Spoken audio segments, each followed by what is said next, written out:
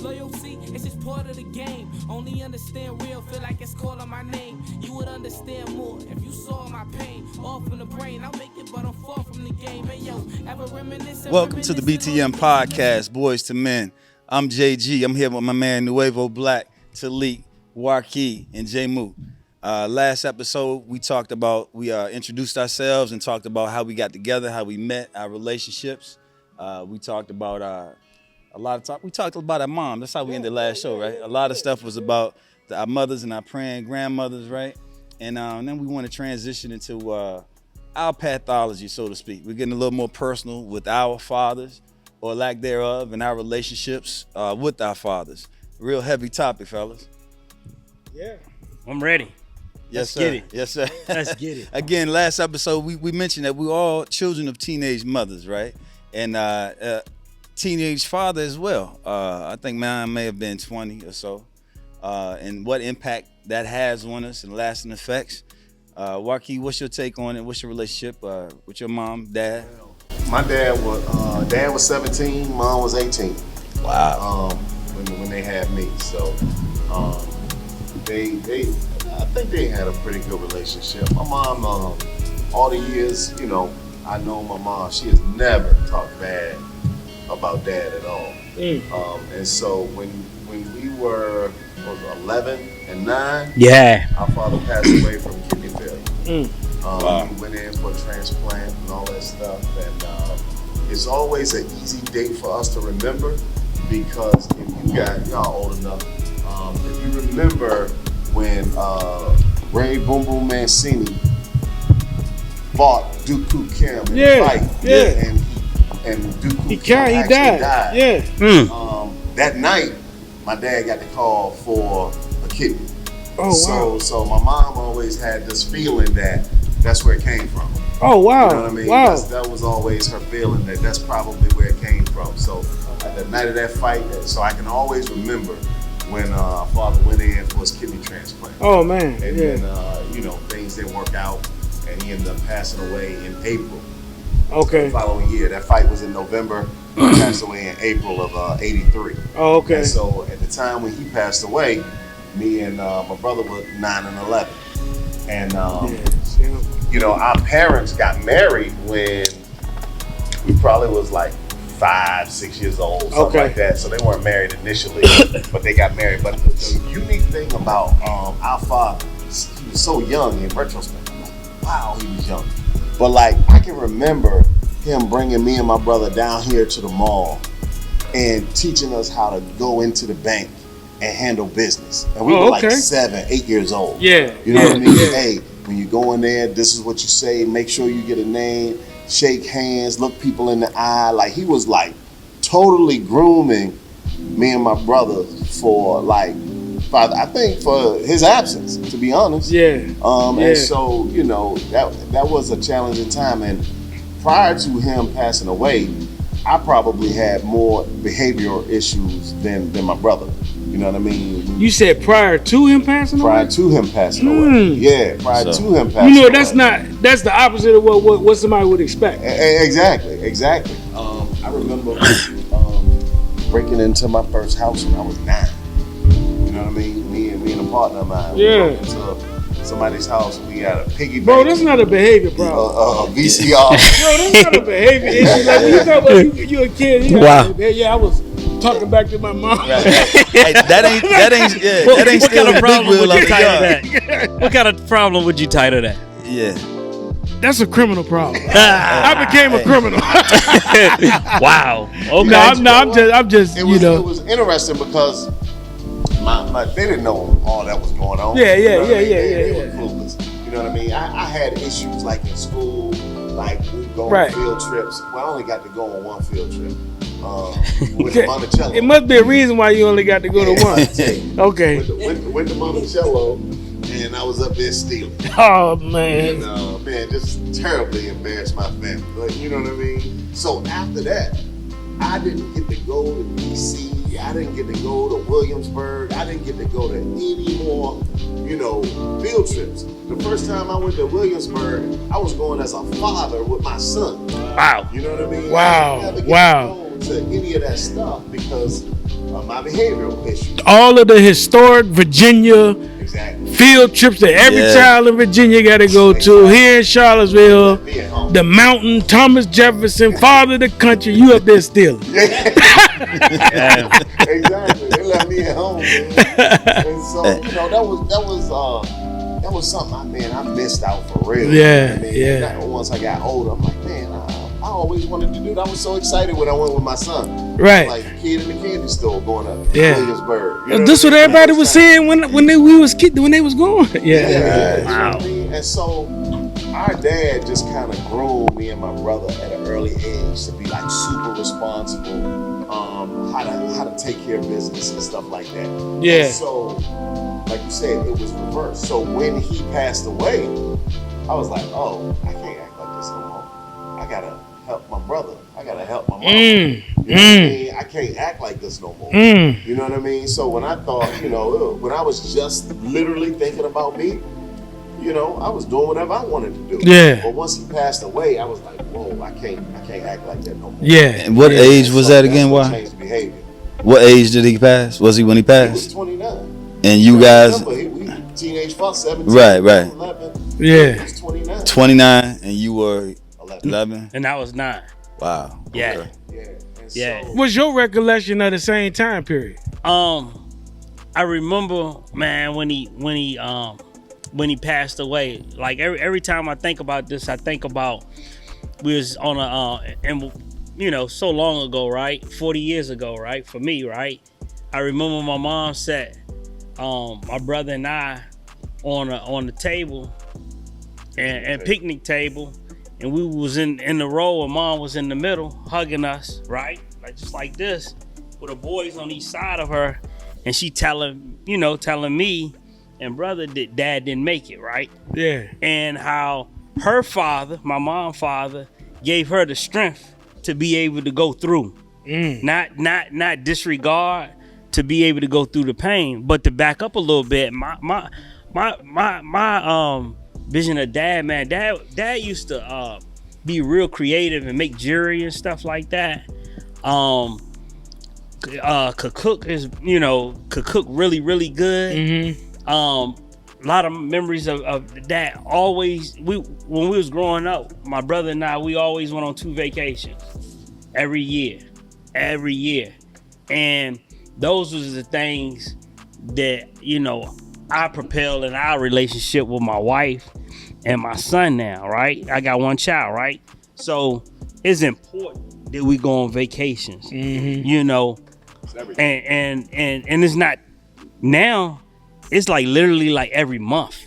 You know what I mean? Yeah, I hear that. Like, and people just want to know, like, how do y'all do that? But anyway, that seed was planted from my father, making it, a very important to do these things. And I look back as a father now, and I talk to my brother. I say, a lot of our friends never ever went anywhere. And if they did go somewhere, it was normally to DC, right? The furthest my friend ever went probably was New Jersey growing up. Other than that, nobody I'm else was laughing going when some of anywhere. my trauma popped out. But go ahead. Yeah. Hey, look, and then when you get older, right? Even when you go to the city, you don't even realize how people in those bigger cities still limit themselves sometimes. Absolutely. Oh, yeah. You know what I'm saying? You know how folks in DC stay in a certain area. Right. Folks in New York don't go downtown. You stay Right. in a certain area. So even when you are in the city, you may not get the full exposure. You get exposure for sure. Yeah. But yeah, those vacations. And was it's awesome. funny you say that because, like, I'm riding through the city. Like, when you in the inner city, you see these kids 7, 8 years old and they're moving about by themselves. I couldn't imagine that for my child. Yeah, right. right. You know what I mean? We not in the inner city, but we still, on the outskirts. But still, like, he's not equipped to be able to Right. go through that.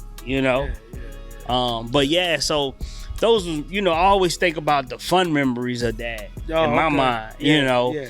And I remember, when I was a little kid, he promised me. I told him I knew how to spell the word love, and I remember him asking me, and we made a deal. If I spelled it, he was gonna take me to go get a Big Mac, and that was a big deal. Yeah. And we like, you know, Huge walking deal. distance within where we went and got my first Big Mac at, you know. Oh man, yeah. Big But deal. those are the memories I have of Pops. Oh, You know, man. now some of the stories that Wall was sharing, my brother was sharing a few minutes ago, I didn't know. You Oh, know, wow, so yeah. some of this stuff is you know, Yeah, when we yeah, talking, yeah. that's why I asked, asked the I said, beauty what of was this. your recollection? Correct, because it's younger. different. Yeah, So, yeah, because so it's Waki, even when you was getting in that trouble, now how were you disciplined? Was your dad a talker or spanker? Yeah. You got the boom boom pow. You know, I always remember, man, he used to put it on me. yeah. I mean, because he was like, yo, you're not gonna do this. My mom's brothers had a history of going in and out of the criminal justice system, and my mom was just like, yo, we not gonna do this. Yeah, We're not yeah. gonna do this. You know what I mean? I'm Yeah. not gonna be going to visit you on Saturdays and all that stuff. And so they was just big on that. You know what I mean? I remember I had a buddy of mine who we used to get in trouble a lot. I ain't gonna call his name. We all know him. But we used to get in trouble a lot.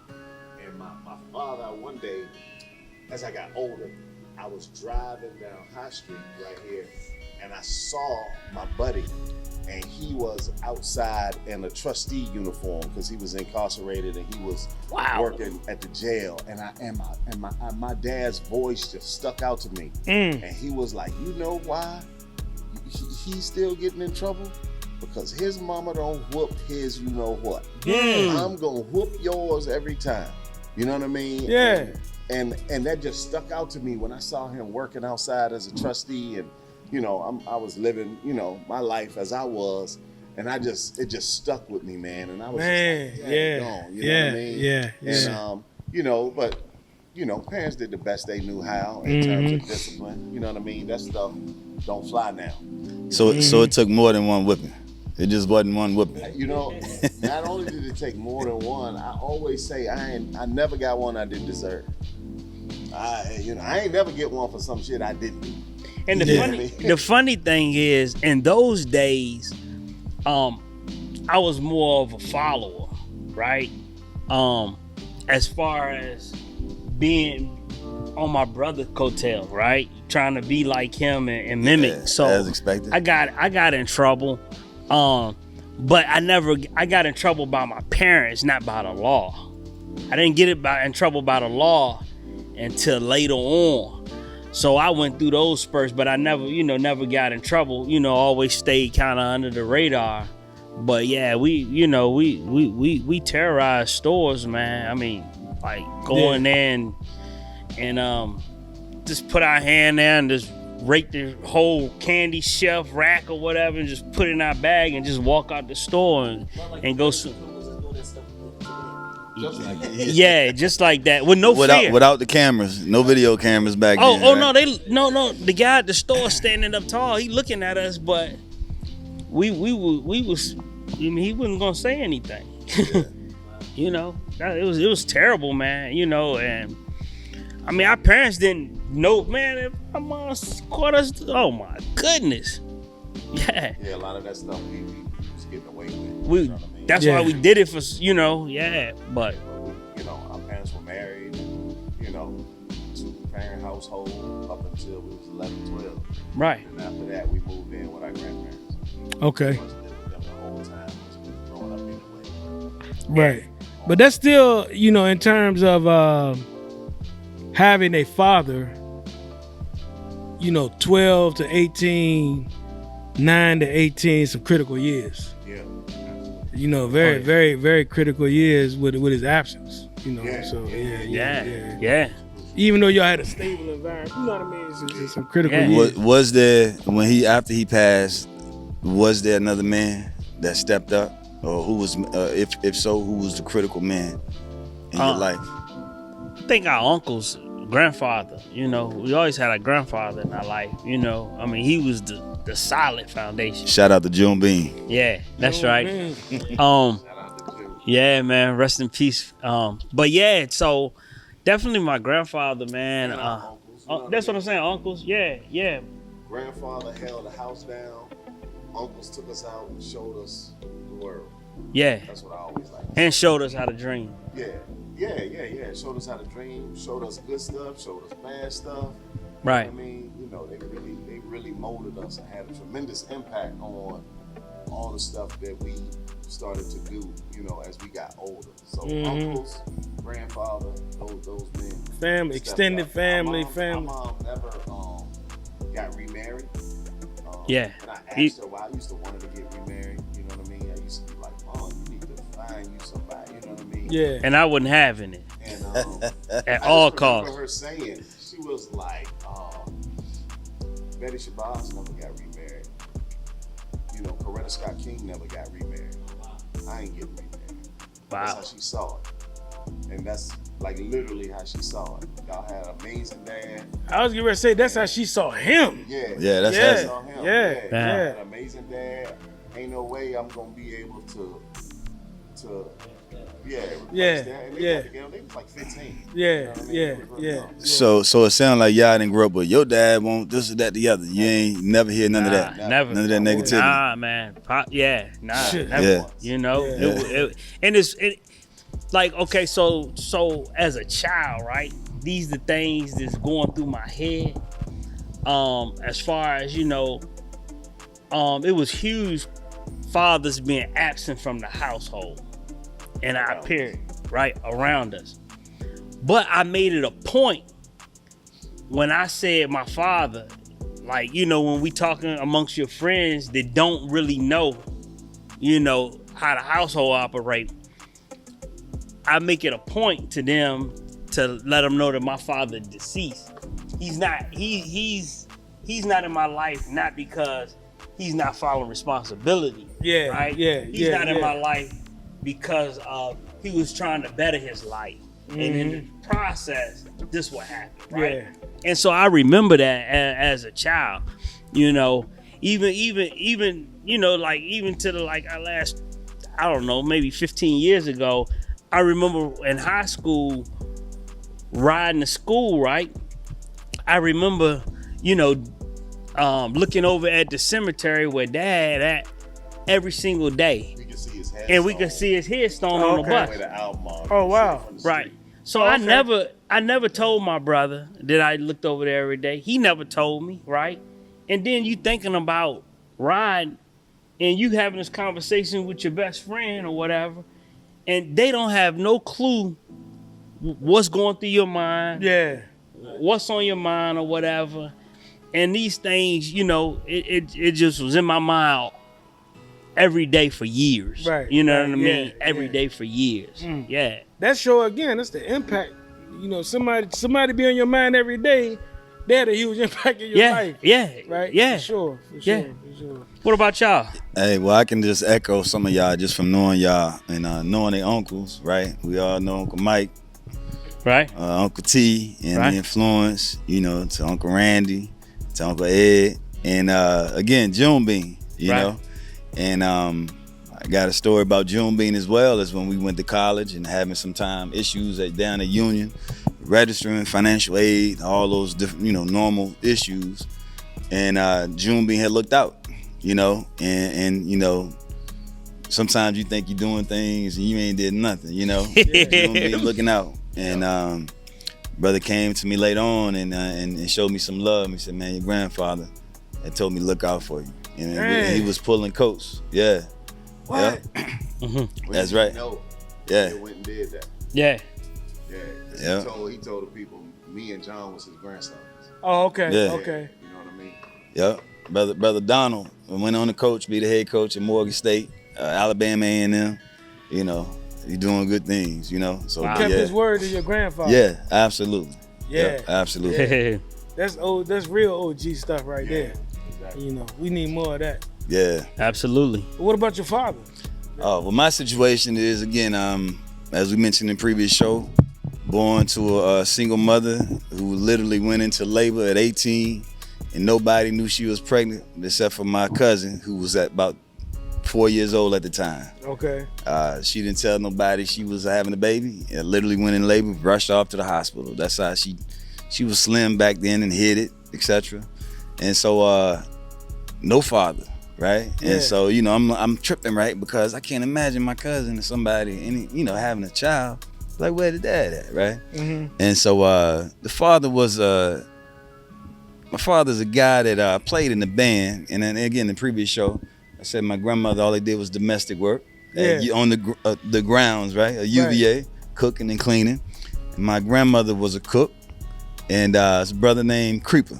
Everybody knows you can't have a nickname like Creeper these days, right? My man Creeper. So Creeper was cool as cool cat, man. Everybody around Charlottesville know about Creeper. And Creeper had a band called Creeper and the Vidals, I believe. And so my biological, he played the drums in the band.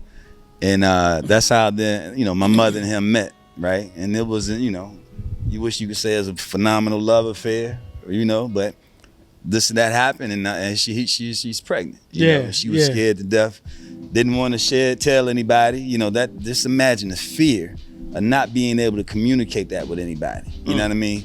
And today, with the Roe versus Wade being reversed, there's a whole lot of discussions, you know, about that. But just not even, that wasn't an option to her, right? But not even tell anybody, just petrified. Yeah, right. And then, you know, afraid of getting in trouble. And keep in mind, his dad, my uncle, teenage father, right? But first was my aunt, and then come James, and then me, right? She the third one. Yeah. Teenage, boom, boom, boom. Yeah. So anyway, you know, I grew up. They actually literally tried to talk her into putting me up for adoption. Okay. Yeah. So I was out of town for about a month or so. Then they brought me back home and raised me. Where was you at, bro? Man, I was in Richmond, bro. So they didn't try to put you up, but you was in the process. Yeah, yeah. Hey. Something fell through. Yeah, exactly. Wow. Yeah. Didn't know that. And that's what Godfather June, not June Beam, right. But old Godfather always take the credit about, hey, I went down to Richmond to get you, boy. Got your ass. I'm bringing you home. You know? Yeah. And in the meantime, why you bring you home and didn't keep you? Right. Hey, he gave me a ride home. Yeah. Wow. Hey, you know, back in them days, going an hour away was a huge deal. Man, major. Yeah, major deal. So, you know, and so my mother's best friend, and she had a baby at the time too, and those two guys knew each other, and he was made aware of that. But my mother was like, I ain't trying to hold nobody back. I ain't trying to trap nobody. It is what it is, right? And he moves on to live his life. Never knew him, never met him. And so as a kid, there was nobody there. And so once I got a little older, I would say, hey, who's my father? She said, oh, he's in California. What's his name? She would tell me his name. And that was it, you know? I go up playing, riding Never bike. mind if you having any emotional challenges. Yeah, right. Exactly. And I promise you, it wasn't like I was sitting there thinking about what I don't have. You know what I mean? Right. If you're born without an arm, you just used to having one arm. Yeah. Right. You know? That's a fact. I never knew, you know, until I got older, right? Sure. And I used the example of fear versus respect. You know what I mean? And having somebody that's strong enough to put you in your place and with love, right? Love and affection. Yeah, for sure. And so, again, that would come up once in a while, and something inside me was like, oh, I find him one day. Yeah. I went on riding my bike as a kid. I find him one day. You know, and so that one day I was 25 years old. Man. And I was like, all right, it's time to find him. You know, whatever clues, and really, this was really before the internet, so to speak. The internet might have been out there, but it won't. It was fresh. Yeah, it won't on. It was. It didn't work in your favor, right? Right. Just like encyclopedias, we didn't have that or the internet. Yeah. Wow. Or cable, but that's another conversation. Yeah. So, and again, you know, people use the term war child, right? You know, fellas going to Vietnam and have babies, you know, overseas, and that happened and throughout history, right? I'm a college war child because he was a white man from Richmond, Virginia, and a student at the UVA. And again, my mother was doing domestic work, helping out her mother, right? So that was the connection. So at 25, I had his name, right? I knew that he went to UVA, and he was in California. That's all I really had. And this was before Google and all of that. And y'all mother, I'll say this is what I'm about to do. She said, oh, baby, just go up to Alumni Hall. You know, what the heck? I ain't know what alumni meant. You know what I mean? Nah, I knew what alumni meant, but okay, what's that? Right. Boom, boom, boom. So went up there and looked them up and made a phone call, you know?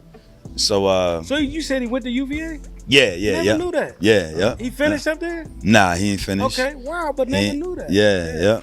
So, So the crazy part about it, and this goes to the depth of our relationship as well. We mentioned Uncle Ed, right? Oh, I got an uncle in California. You know what I mean? So we've been imposing on people for years, you know, just like me and James. Oh, come on, you can stay with my uncle. Do your uncle know that? You know. So You don't mind. yeah, man, made that phone call, man, and went out there, stayed a couple weeks and you know, hung out, got to know him a little bit, and stayed with Uncle Ed. And in fact, the crazy part about that is the relationship I have with Uncle Ed is heavier and deeper than the relationship I have with him. You know, that's wild, right? Yeah, it's true. So at the end of the day, my attitude was, hey, I'm gonna meet you. I'm a grown ass man now, right? And so we can build a relationship. If not, so be it.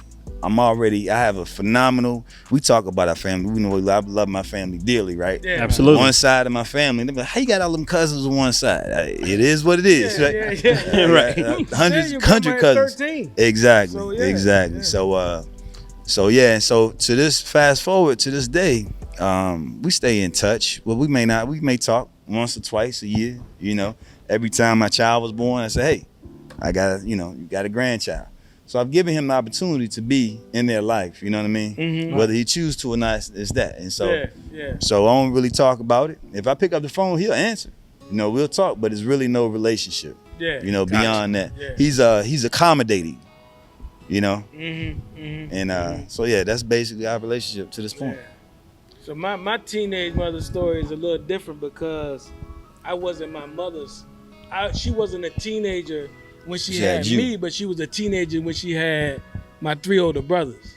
Gotcha. You know what I'm saying? Right. So how many of y'all is there, Corey? 14, 15. It's 3. It's 4 boys and a girl now, but from a later marriage. But we talking her having a child at 14, 15 years old, going to Albemarle High School, being put out because you couldn't come back then, right? Same here, bro. So that was so I'm born on the back end of her being out of school 3-4 years with 4 boys at the time. Got a stepfather at about 7 or 8, but to James's point earlier, he was like, we never really had a connect. There was no emotional connection. Right. And this is in RIP to him, right? Yeah. But no emotional connection. And in fact, I described it even as an adult. You know, when I got older and thought about it, I was like, there was somebody in my house helping my mama pay the bills. Right. You know what I'm saying? Yeah. But because there was no emotional connection, she didn't allow him to discipline us. Do you understand what I'm saying? Right. So you let I handle them because you're not invested. You can't You know, discipline without the love. Yeah, right. Yeah, right, you right. got to show So, more. The more love you show, the more you Well, can shout discipline. out to her. I didn't know what was Yeah. going on back then. I used just to hear her say, "Them my children." I mean, you know, you know, you know what That's I mean? what they say. And so yeah, that's my story. And I used to. My story is, I was 9 through 12 years old, playing baseball against a half brother, and my father was at the game with him and his other family. Wow, that's heavy. And I'm playing against him every summer. From 9 to Did you know he was over there? Yeah, I knew who he was. Yeah. You know, I knew who he was. My story, my understanding is he picked me up once when I was about firstborn. After that, he was gone, and then we got them mamas that ain't gonna make nobody pay child support. And I asked her one time, why did you not make him pay child support? I figured I had you, and if he wasn't gonna do what he was supposed to do, then what was I gonna do about all this? Yeah, so I was like, well. And the pride about I don't need his money. I did. I mean, you know what I'm saying. But so I had no interaction as a child. My first time hearing his voice, I was 14. Wow. At a baseball tournament, and internally I knew who he was. And he used to play baseball in the country, black semi-pro leagues. Yeah. I knew who he was, didn't know him, never met him, never reached out to do anything with us. And I balled out. we used to beat them every year anyway, because we was solid. But I was always, it was more for me. Yeah. When you heard his voice, And he was good too, but I said I'm better, you know. Yeah. And we beat them so bad, man. I hit like 2 home runs in a game. Woo. You know, that's a lot for somebody 14 in baseball. After the game, he walked up to me and said something to me, but way to hit that ball today. Something. Brushed him off like, you know. Wow. Fuck you. You know, you can cut that to me. Nah. But so then in high school, man, somebody that knew him said he wanted me to come live with him. I sent cuss words back through them. and then when my son was born, I went to the Million Man March. He was born in August before the march, my oldest son, Amir. Okay. I went to the Million Man March. What year was that? 1995. Okay. He was born August 2nd, 1995. Amir was born. I went to the march. Had no inkling, idea, concern about ever meeting him, really. Even though I had been taught, you know, in FOI class, like, if you can't forgive your father, you can't be forgiven for what you do. You can't do it. So I had forgiven, but I didn't have no desire to interact.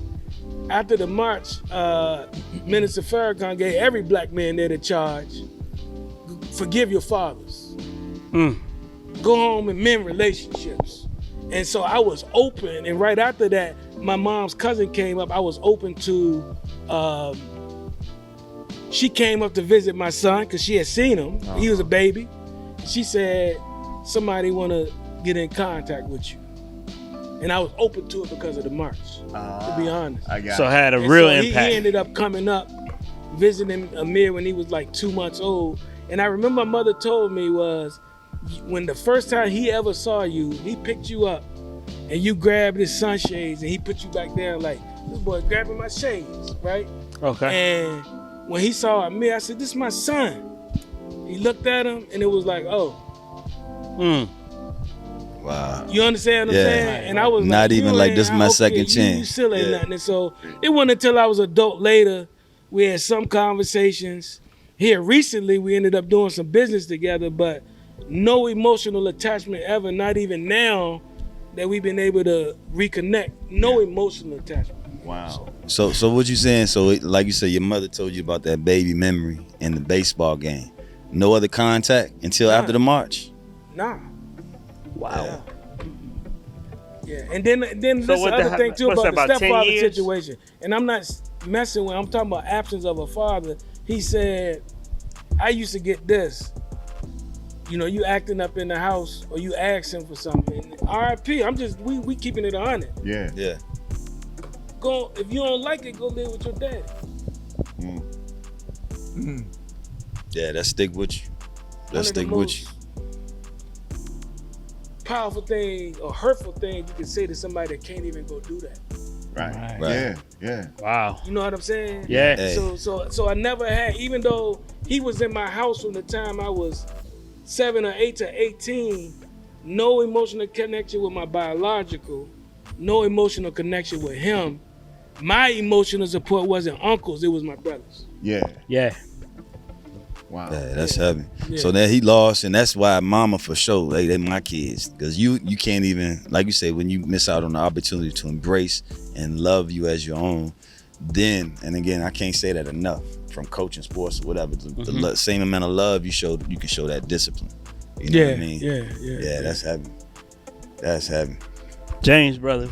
Yes, sir. Well, though I said it, and of course, for a moment, my mother was, single, of course. But they did marry, my mother and father. How long were they married? Probably what, maybe 2-3 years. 3 years. Were they like 18, 17, 16? My mom was 17 when she had me, And my dad, I think he was 20. 19, 20. But anywho, and they were married briefly, and then they got divorced after probably about I think I was three or so when they split. And so for a minute it was me and mom's. She met well, I call him my stepfather, though they never married. I call him my stepfather, Pops. And so they were probably common law married, you know what I mean? In that sense. Yeah. And so, you know, it's funny because I look back on it because I thought about the times that, and talking about my stepfather for a second, that he made sure me and my younger brother had like our little vacation similar, and it didn't dawn on me that how consistent he kind of was, at least from our teenage, what was I, about 10? Yeah, probably like 10, 11 years old. And if he didn't go, he would send, you know what I'm saying, send Ma and us out to vacation. But then there was a point that I think at least a couple years that we did, it was just me, him, and Kat.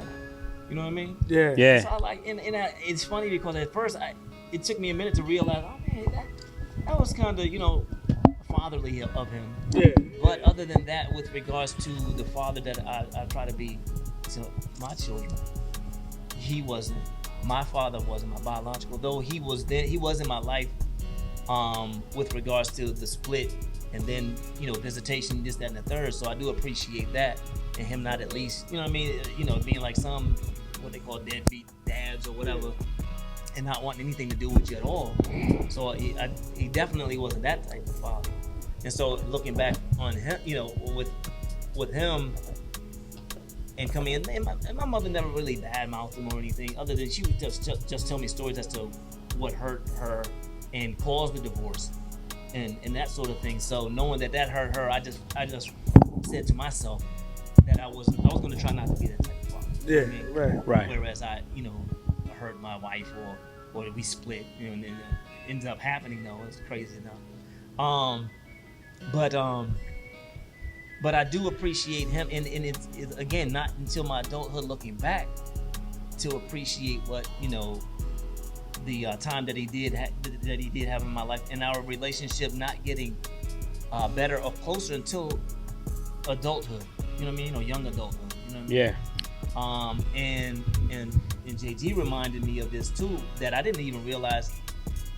Again, because of some of what my mother had shared with me about my father, I guess there was a greater respect that I could have given him when I made my graduation speech and whatnot, because of, I guess, wanting him to be more a part of my life than he was, and then the stability that we kind of had with Pops.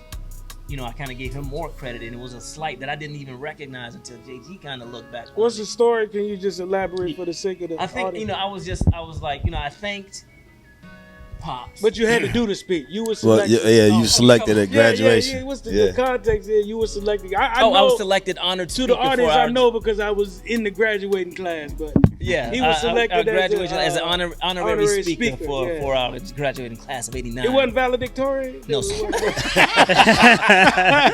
trying to be funny? You got jokes, Brother Victorian. but and so in that I think I didn't really give him the proper due that I probably should have, and it was some of a slight that JG kind of helped me see or realize, not knowing that I kind of hurt my father at that time. You know what I mean?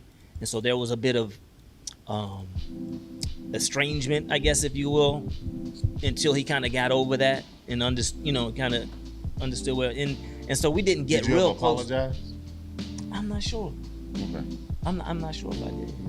You know what I mean? But we got closer than ever. You know, as I, you know, probably in my 30s, and once I had my youngest son. My oldest are 34, and my youngest 21, and so they were there, but you know, not so much so in the sense of my being able to share with you guys what you said, like what you said your dad did. You know what I'm saying? I would have appreciated that sort of thing. Yeah. You know what I mean? And as well as with Pops, you know, he would to an extent, but you know, I guess looking back on it, they really did the best that they could with what they knew of being fathers. Right. Yeah. And He was relatively young too. right. Oh yeah, definitely. Yeah, definitely. It's young, but it's young. Like, I mean, I get it, but Well, I dad You are was a young father. Our dad was young. So let me say this, and I didn't mean to cut you off. No, but I think about like and we had this discussion before. I think our generation is a little different, right? Because we come from you seeing our grandparents, right? And in that generation, it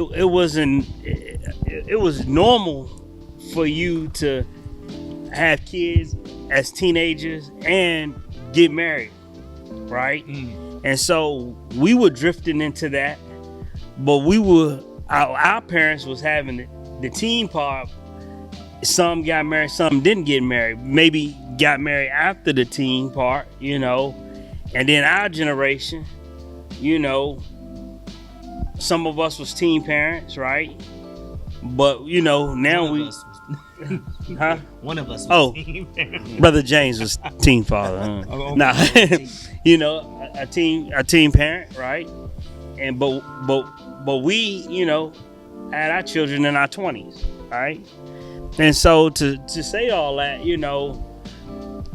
times was different. So, to reference to your point was they were teen parents probably because of our parents. That's what they seen from there. But then, time and time was a big factor in there. That's in the most part, But what was your question though, all the way as far as what you said with being young or whatever you said? Me? Yeah, you said I you think- kind of. I think maybe he was. Oh, go ahead. No, go ahead. I was just when you talk about that moment, I remember it well. You know what I mean? And because I was sitting next to him. We in hot U-Haul with no air conditioning. And James sung the Boys to Men song. Did a phenomenal job. Made an excellent speech. And hey, bro, Doc was crying, man. You know what I mean? And his dad, my uncle's Doc. And So imagine James was 18, I was 17. Doc was probably about 38, right? Something like that, I'm guessing. Right. 37, And so,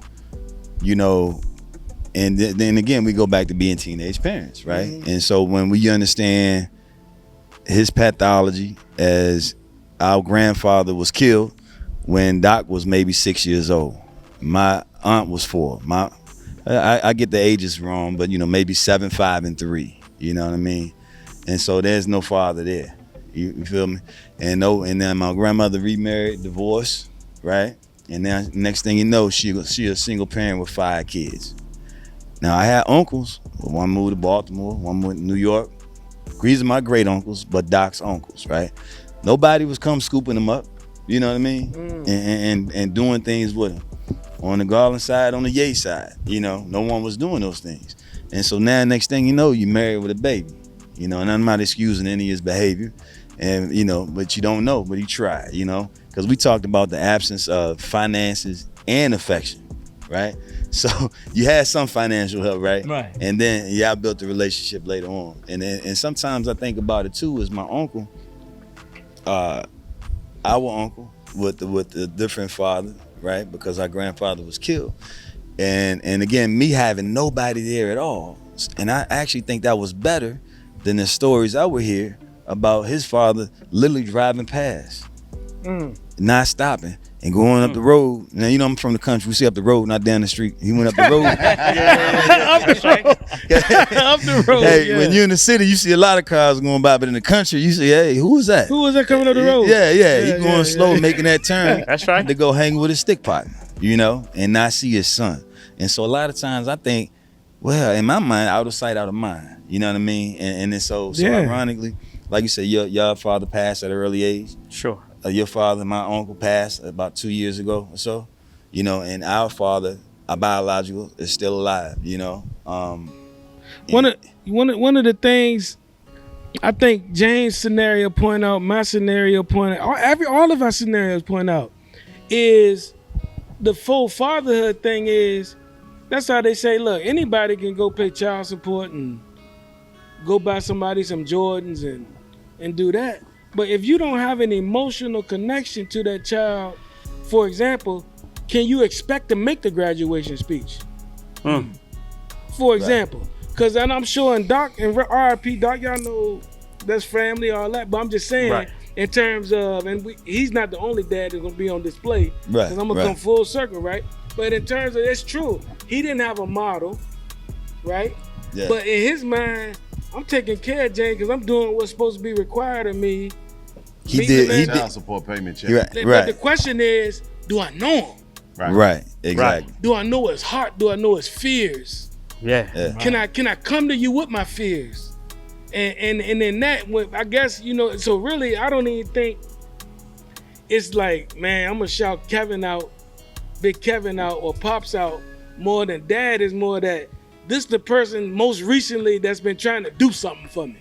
Right. You understand what I'm Right, saying? right. And so, that's a tough scenario. Like with me, I'm like, yeah, like it's one thing to say you got a father and all of that, but the emotion, I'm talking about the moments when it don't matter. Like you said, you get used to not having it until you sitting in a circle at school. Right. What are you gonna do for your fathers for Father's Day week? Right. Yes, The whole sir.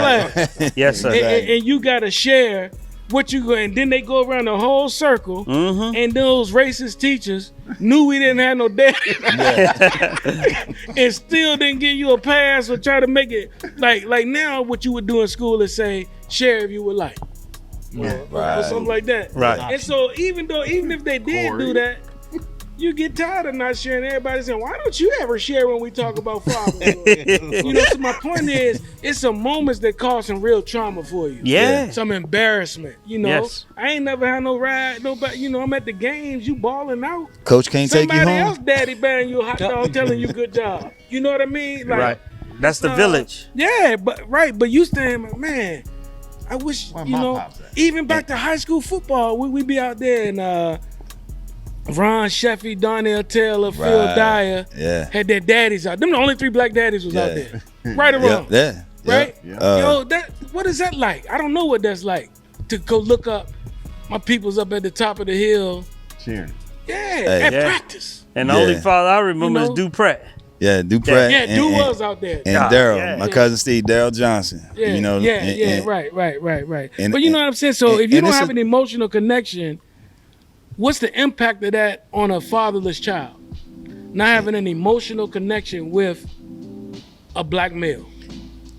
It's so heavy. And even with your connection with saying the coach or somebody else buying you a hot dog, he buying you a hot dog because he hit 2 home runs? Or he buying you a hot dog because I sincerely see and love you and I hope that you can maybe take this baseball path here and I want, you know what I mean? To see you He bought me a successful hot as a dog 'cause I man. hit 2 home runs. Right, exactly.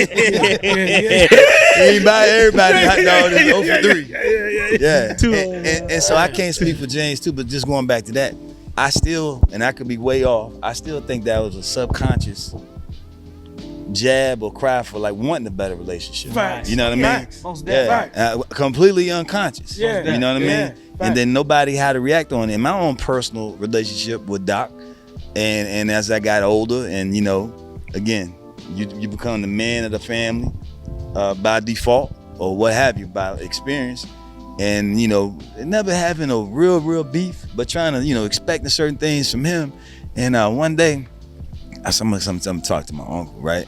And I ain't want to like argue with him, you know what I mean? But I wanted to talk to him, and I talked to him, man. I was about to approach him. I was, what's up, man? What's going on?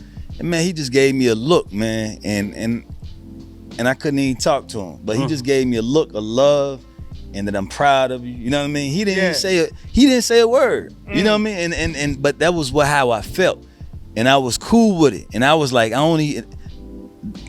You recognize unsaid. I've You heard recognize before- the body language. Hey, I've heard Yeah. before it's difficult to give what you never had. Right. So his way was the look. Yeah. Yeah. Right. And he's not my father. He's my uncle. Yeah. But I put a lot on him. You know what I mean? Yeah. And so without him really even knowing it, and that was I would say a conversation that didn't happen, but it was understood. Yeah. Yeah. And I'm happy about that. I feel good about Yeah. that. Yeah. Wow. And so, man, we all have pathologies, and so that's why we sitting here talking about our biological, our relationship with our stepfather. You know what I mean? We all have our pathology, and we want to, improve on that every generation. And just like again, me and James, our great grandparents met at a horse and buggy show. 13 children, married 77 years. Wow. And so that was, hey, I'm gonna do that. and I knew them both well into my 20s, but they were almost like, they were there, but they wasn't like my mom and daddy age. You know what I mean? Yeah. I heard stories, but I didn't see them go through the tough times, and you know what I mean? They were just set up on such a pedestal. You know what I mean? Right. And it was like almost like the king and the queen, so to speak. Yeah. I love you, but it's hard to, not that I don't relate to you, because I got phenomenal memories with them. You know what I mean? Yeah. But you got to see, you want to see your mother and father go through the ups and the downs and stick through it. You know what I mean? Yeah. And how a man handles certain situations. You know? Right. Yeah, that's awesome, man. And so now we all you fathers. prematurely, that whole thing about, we got a lot of young people out here now because the issue of a single parent or teenage parent is a whole nother thing now. Right? I'm talking about, so now it was our parents back then, because at least back then, so the society was a little different. It was like a lot of, okay, they'll just go get a job at the plant or down at this building or that building. How did the impact, though, of what you think you experienced, say, if you say 0 to 21, right? Let's say 0 to 21. James was the only one that had children before 21, right? But just say, how did that shape your parenting? And we know we're going to have other episodes where we talk about how we parent and all that, but what do you think the impact of your own journey was with or without a father on you? That's a tough question, man. Yeah. That's a real tough question. I just always tried to be the best father I could be. Like, and the one thing I figured out at an early age is that kids don't care nothing about cleats and jerseys and shoes, sneakers and all that. All they really want is your time. You know what I mean? Absolutely. And once I figured that out, I realized, like, yo, spend time with your kids. Right. You know what I mean? Right. And that's how they know that you all in. Yeah. You know what I mean? Yeah. And it was just all about time, spending as much time with them as possible. Right. Man, I sure could have used some cleats at junior college. I mean, I'm playing JUCO football with my high school cleats on. Exactly. Too small. Taping them up. But the flip side to it is, you spend a whole lot of time with your kids, they start to think you don't work. They start to think you don't do nothing. They start looking at you like you sideways because you always here. I took you to school. I picked you up. I coached your teams in the afternoon. You know what I mean? They're like, Dad, don't do nothing. Right. Yeah. And then I realized, I have to allow him to see me work. So then all of a sudden, I started taking phone calls in front of him from time to time. Okay. You know what I mean? Yeah, so he could see, like, no, Dad does have a right, job. But like one day he was like, well, Dad, you ain't doing nothing. Right. Like, straight up. I'm like, Why should I grow up? So unlike when me and Corey was talking about need a ride from practice, can't get a ride to practice. They ain't had none of those issues. Yeah, exactly. You're gonna be there. Yeah. Right. Hey, And coaching. Yeah. And taking his teammates home. Yeah. And letting him ride while I drop off And the buying teammates. them a hot dog after the game. Whatever Exactly. they need. And even if they didn't score, make $2. Yeah. You know what I mean? So that was the big thing for me. Yeah. Just like, I'm gonna spend as much time with my boys as I possibly can. Right. They gonna know. They not gonna come to me talking sideways when they 30 years old talking about you ain't spend no time with me. Yeah. Well, what do you think about how you were your upbringing with your father, with him, and then without him? How you think that impacted you? It's crazy because like one of my buddies, man, best friends growing up, he was a teen father, and he was the first person like I actually seen raise his child. You know what I mean? And the child didn't go with the mother. The child went with him. Oh, okay. And so I was like, as crazy as it is, right? I ain't want no kids, but I was like, man, I could do that. You know what I mean? Yeah. Right? Yeah. I could do that. And it was a big deal in our community at the time, right? Well, for him to be, step up as a father? And step up as a father, right? Okay. And even to that point, when the I'm saying kids, right? Because they kids, right? But anyway, when they at that age, the child usually go with the mother. Right. I ain't never with the father. Right.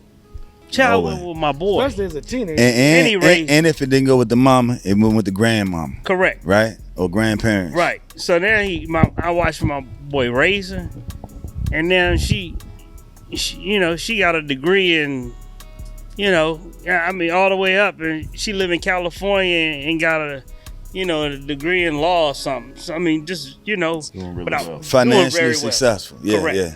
So I seen that, and so to answer your question, I'm like, I could do that, but I don't want to do that because I got all the stuff I want to do, right? I'm sure I ain't settled. I'm sure I'm not stable, But, I was like, man, when I have a child, I'm going to do this,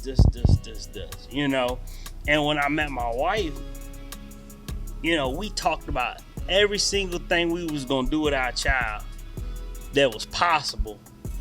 And we executed every single thing. From, if we get into argument or whatever, it's not going to be in front of. Disagreement is not going to be in front of them. To eventually wanted to put him in private school when he get to a certain age, did that. Like every single, raising him up in the church, like everything that we said, we was on one page and we executed, Yeah. And there was always him in my mind. Never me. Always my child on my mind, So, and that was it, and I was like, I always think about like the Bible when you say, well and good, faithful servant, right?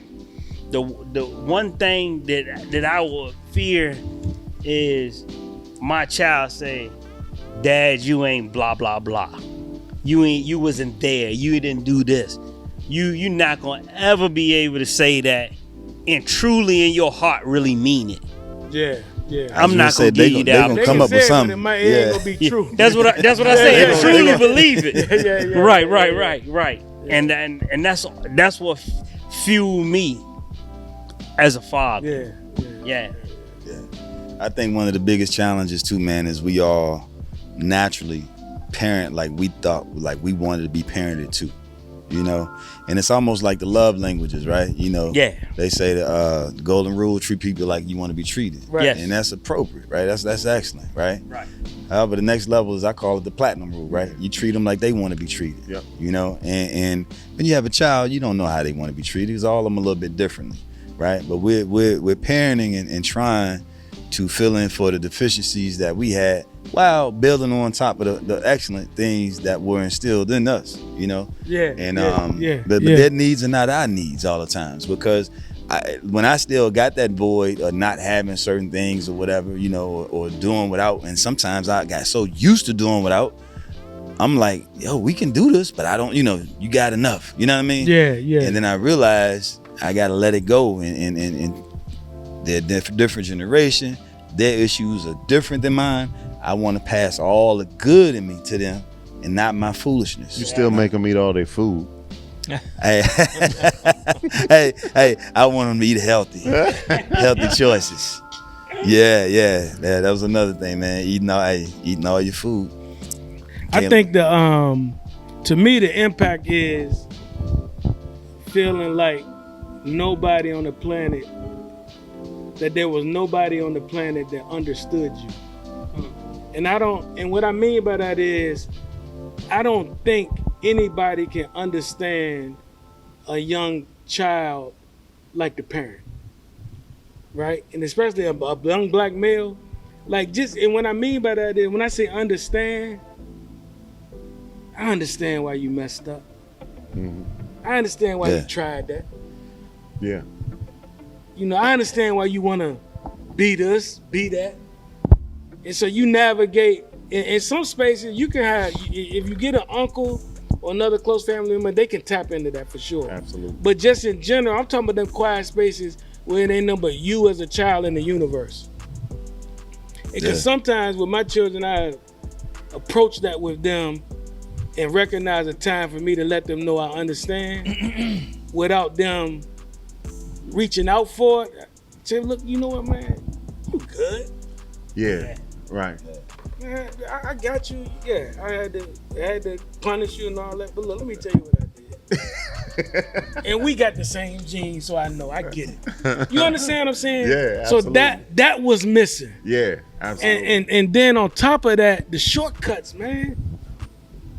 I feel like I made so many unnecessary mistakes that somebody that was a male that loved me could have helped me avoid easily. Yeah, The shortcuts yeah. I done learned, like I could tell my children, don't now look, boom, Yeah. I'm right there. Absolutely. You understand what I'm Don't saying? make And I my ain't talking about mistakes, make driving, your I'm own talking about mistakes. through life. Yeah. And then the last thing I will point out is this whole thing about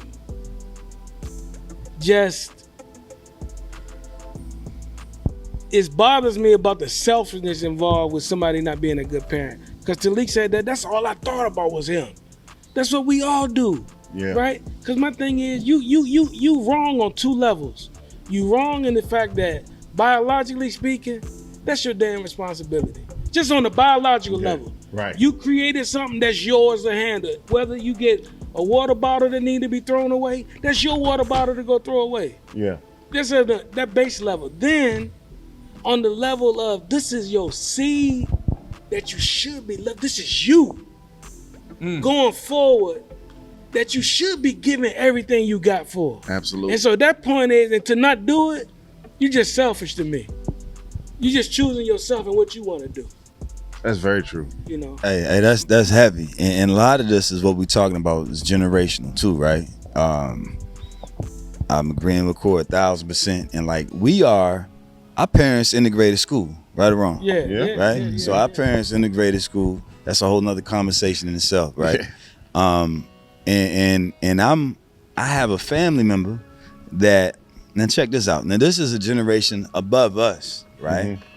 And back in the days, now again, families held people accountable, get married, right? Mm-hmm. Then we got away with all of that, you know. Or some people will move down south and get a baby up to your aunt and raise them as yours and those type of things, right?